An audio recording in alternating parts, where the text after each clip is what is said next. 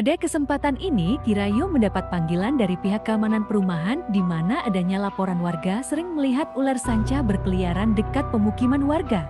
Dari laporan tersebut, Kirayu membuat jadwal untuk datang ke lokasi yang dimaksud pada laporan tersebut.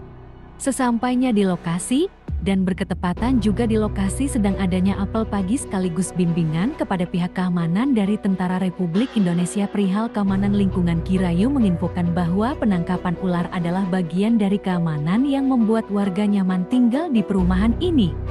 Pada kesempatan ini juga Kirayu memberikan arahan kepada petugas keamanan perumahan prosedur penangkapan ular sanca.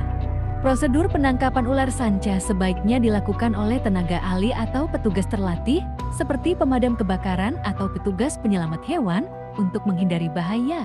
Jika terpaksa dilakukan sendiri, jangan panik, gunakan alat bantu seperti tongkat, dan tangkap ular pada bagian ekor, bukan kepala.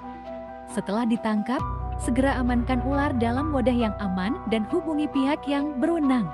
Ular sanca merupakan kelompok reptilia yang paling sering ditakuti oleh masyarakat karena gigitan dan ukurannya yang besar. Namun begitu, ditemukannya ular yang masuk ke pekarangan hingga ke dalam rumah menandakan hewan melata ini kehilangan habitat dan sumber makanannya sehingga menjelajah ke lingkungan tempat tinggal manusia.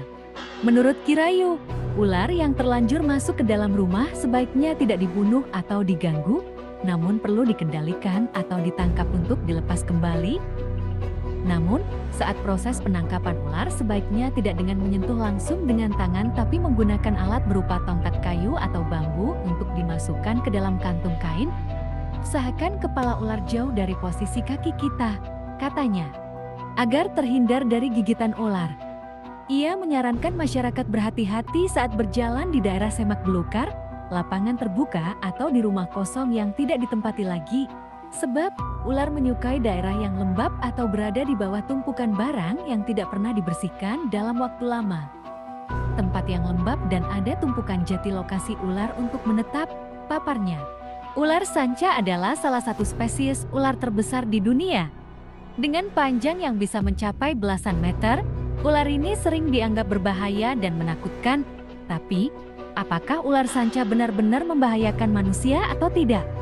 Menurut Kirayu, ular sanca memiliki potensi berbahaya karena kemampuannya membelit mangsa hingga kehilangan nyawa dalam hitungan menit. Tidak hanya itu, beberapa kasus menunjukkan bahwa ular sanca besar dapat menelan mangsanya, termasuk manusia, setelah berhasil membunuhnya. Namun, bahaya ular sanca sebenarnya bergantung pada situasi tertentu, termasuk jenis ular dan interaksi manusia dengannya. Dalam ekosistem, ular sanca berperan sebagai predator puncak yang membantu menjaga keseimbangan populasi hewan. Namun, ketika habitat mereka terganggu atau manusia ceroboh dalam menangani ular ini, konflik. Ular sanca tidak berbisa, tetapi kekuatannya terletak pada cara menyerang mangsa. Ular ini membelit korbannya hingga tidak bisa bernapas. Dalam hitungan menit, korban kehilangan kesadaran akibat kekurangan oksigen.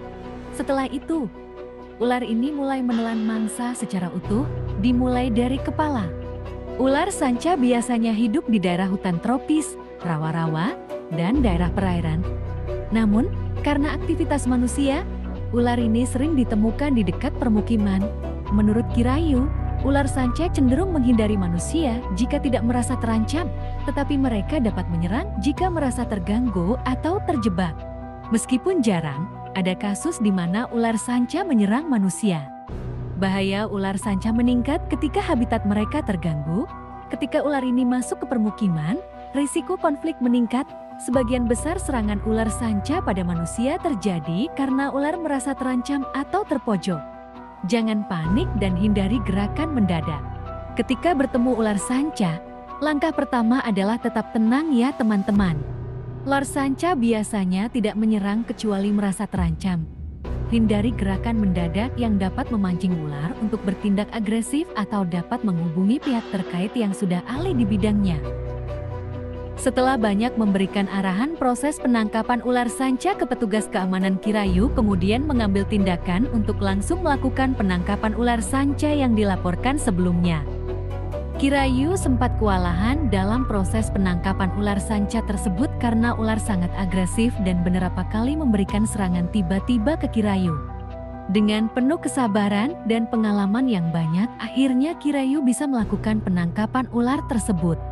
Ular sanca yang ditangkap akan dikembalikan ke habitatnya yang jauh dari pemukiman warga yang padat penduduknya, kata Kirayu.